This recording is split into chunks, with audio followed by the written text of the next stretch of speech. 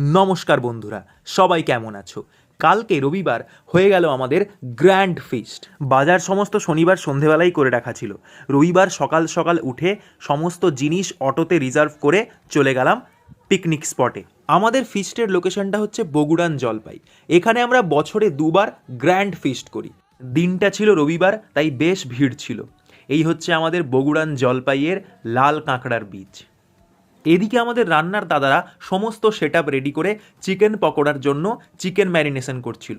এ লাল লাল দেশি খাসি সৌমিত্র আর অর্কদীপ ভোর ভোর উঠে নিয়ে এসেছে। কিছুক্ষণ পর আমাদের পুরো টিম এসে হাজির হলো, আর এদিকে গরম গরম পকোড়া ভাজা শুরু হয়ে গেল। দেশি খাসি একেবারে ম্যারিনেট করে রেডি।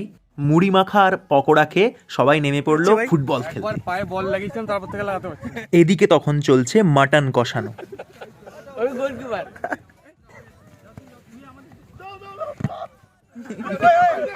সুমন আর অর্ণবকে খুব মিস করেছি এবারের ফিস্টে।